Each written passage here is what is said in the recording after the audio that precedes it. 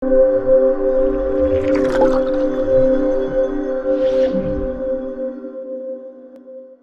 le cadre du projet de résilience pour l'autonomisation des femmes, une rencontre a été présidée ce vendredi 20 mai par la Direction régionale du développement rural pour la signature des attentes de collaboration coopérative. Aujourd'hui, nous sommes réunis par le canal du projet résilience pour l'autonomisation des femmes.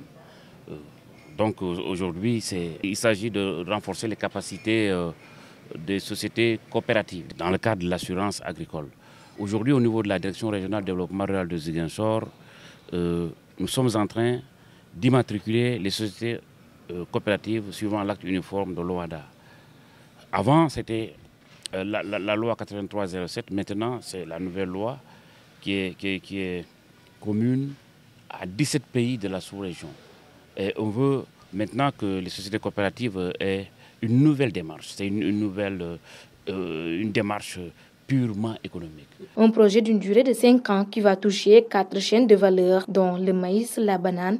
Pour l'instant, on est dans 4 chaînes de valeur. On sera dans le riz, le maïs, et la banane et l'arachide.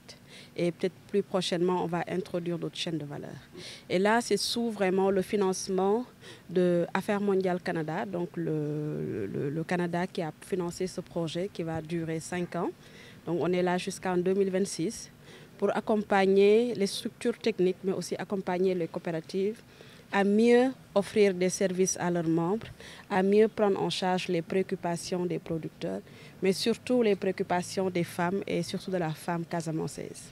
À cette occasion, Bassirou Koli, le coordinateur de l'entente du Loulou situé dans le département de Bignona, se glorifie de cette collaboration. Je pense que si déjà les sociétés coopératives sont renforcées entre elles, ça permet d'avoir une certaine attraction. C'est ça. Ensuite, ils vont certainement dans le travail de coaching, pouvoir orienter beaucoup de groupements de femmes à aller adhérer vers des coopératives. Mais le plus important ici, c'est qu'ils viennent pour renforcer, disons, les capacités un peu de ces organisations, que ce soit financière, que ce soit un peu organisationnel, que ce soit dans la gestion des ressources humaines, que ce soit dans la recherche de financement.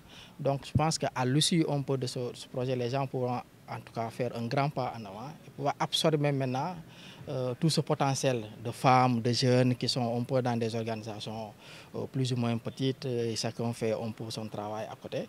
Mais je pense qu'à l'issue de ça, on pourra, en tout cas les 3 coopératives qui ont été choisies, pourront en tout cas atteindre un autre niveau qui puisse leur permettre d'absorber encore beaucoup plus de membres et d'apporter beaucoup plus de services en tout cas à ces membres. Il faut noter que dans cette partie sud du Sénégal, les femmes rencontrent des difficultés dans l'accompagnement, l'obtention de financement, entre autres. Aujourd'hui, le projet Résilience sera d'un grand apport pour ces dernières.